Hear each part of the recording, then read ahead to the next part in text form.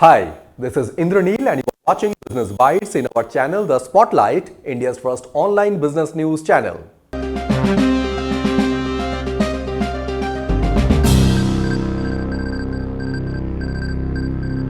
In today's Business Bites, first news we have D2C brands are rushing to list on quick commerce and e-commerce with an anticipated surge in business. Second news we have Ather Energy reported 79% rise in their operating revenue for the June quarter with 644.6 crore.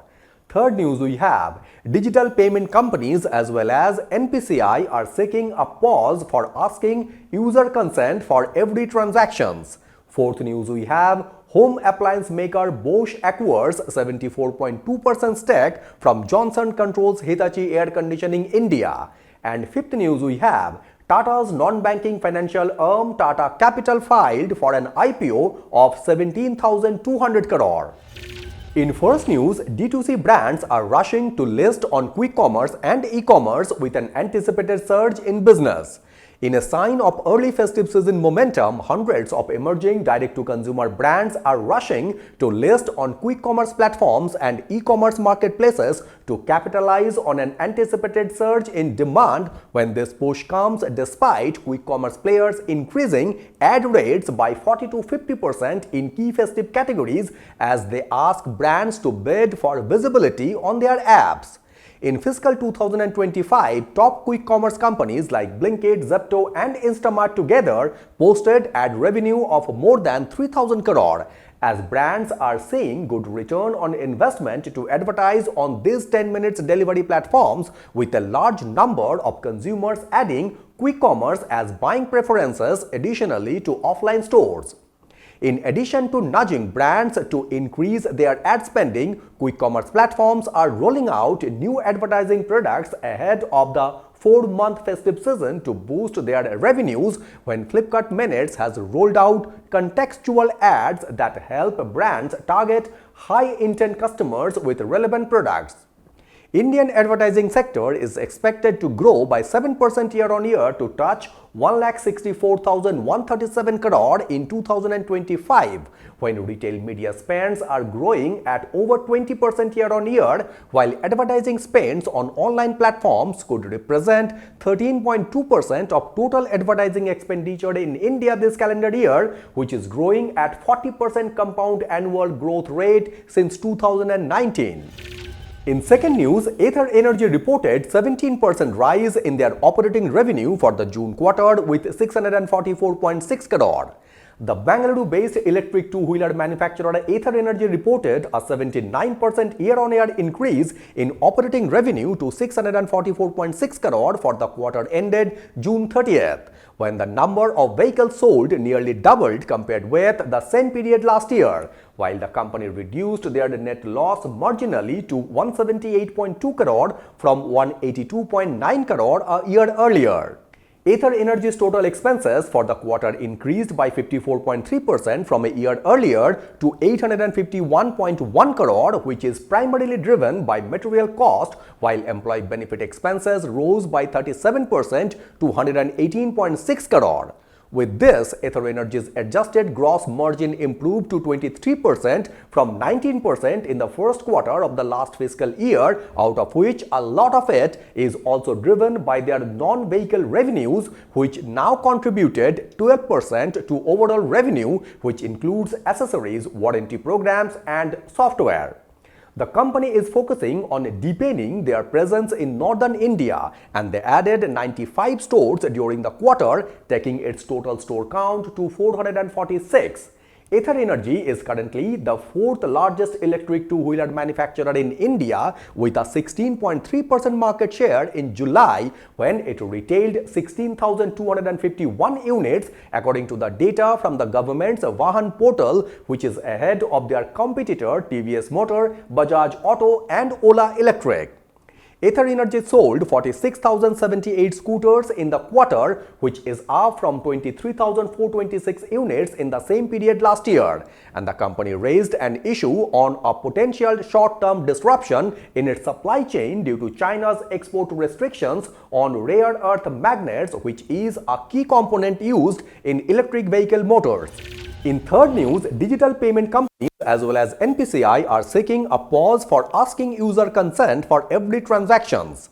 Digital payment companies like Google Pay, Phone Pay and Amazon Pay as well as the National Payment Corporation of India, that is NPCI, have sought exemption from Digital Personal Data Protection Act provision that require user consent for each transaction, when the mandate will also be applicable on recurring payment and will lead to a rise in cost and complexity. The law hasn't been operationalized yet since rules floated in January for stakeholder consultation are yet to be notified, when the core of the issue lies in the Act's emphasis on explicit consent for every data processing activity, where our recurring payments like electricity bill or subscriptions are typically debited automatically after initial permission. Under the Digital Personal Data Protection Act's consent requirements, industry's worry is that this will necessitate fresh user consent. The data processing is going to become all the more tougher for the smaller players if every time they have to get a consent, as it is going to impact the digital data flow, whereas the larger and bigger companies would be able to manage when there would be incremental cost, while there also appears to be ambiguity is how the law's provisions are being interpreted by government and industry, leading to uncertainty about compliance. The original debate over data localization engendered by the legislation, where the government focused on volume of data and industry on its criticality, foreshadows the current consent-related discussions. In Section 17, Subsection 5 of the Digital Personal Data Protection Act empowers the central government to exempt certain data fiduciaries or classes of data fiduciaries from specific provisions for a specified period. This exemption can be granted through a notification before the expiry of 5 years from the law's commencement. Presently, the industry is aiming for a time window through this clause to develop and implement alternative solutions that align with the spirit of data protection without stifling digital innovation. In fourth news, home appliance maker Bosch acquires 74.2% stake from Johnson Control Hitachi Air Conditioning India. German giant Robert Bosch Gomb is set to get a bigger foothold in India's home appliance market, with the taking control of AC maker Johnson Control Hitachi Air Conditioning India. Bosch bought a 74.2% stake from Johnson Control Hitachi Air Conditioning India's parent entities Johnson Control Hitachi Air Conditioning Holding UK and Johnson Control Hitachi Air Conditioning India Hold Company Limited, effective from July 31st, when Bosch will soon announce details of the mandatory open offer for the balance 25.75% shares held by minority shareholders of Johnson Control Hitachi Air Conditioning India. The acquisition is part of a global deal wherein Bosch announced a takeover of the AC Solutions business for residential and light commercial building from Johnson Controls about a year ago. As part of the deal, Bosch decided to wholly acquire the Johnson Control Hitachi Air Conditioning joint venture in India, including Hitachi's 40% stake, when the size of the global deal is $8 billion, which is the biggest ever in Bosch history. Bosch currently has a home appliance business in India selling refrigerators, dishwashers, washing machines, kitchen appliances and vacuum cleaners, positioned in the premium segment and competing with LG and Samsung among others. While the addition of the AC business of Johnson Control Hitachi Air Conditioning India will make Bosch a full-spectrum appliance manufacturer in India, attaining distribution and manufacturing scale.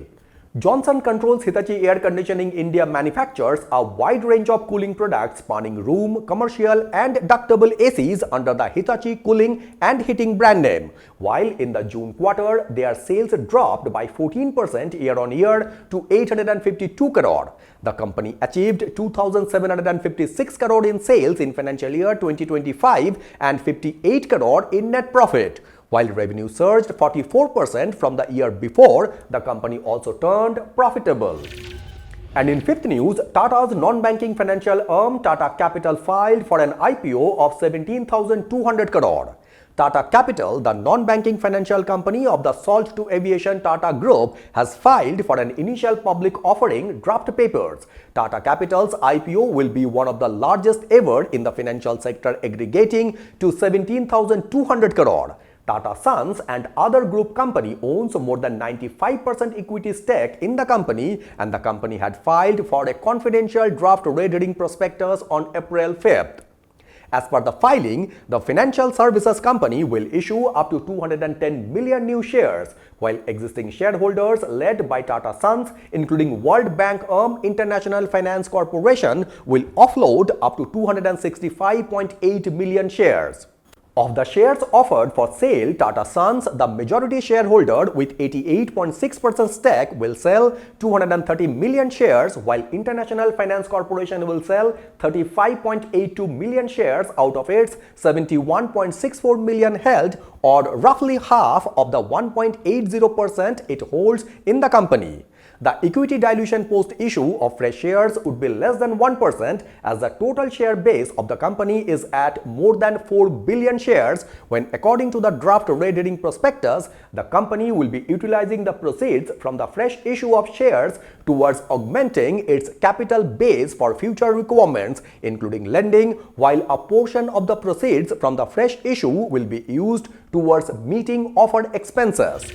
So these were the top 5 business news from Business Bytes in our channel, The Spotlight, India's first online business news channel. I'd like to request you to please subscribe this channel so that you can have all the updates from our end. Thank you very much for watching Business Bytes, and signing it off.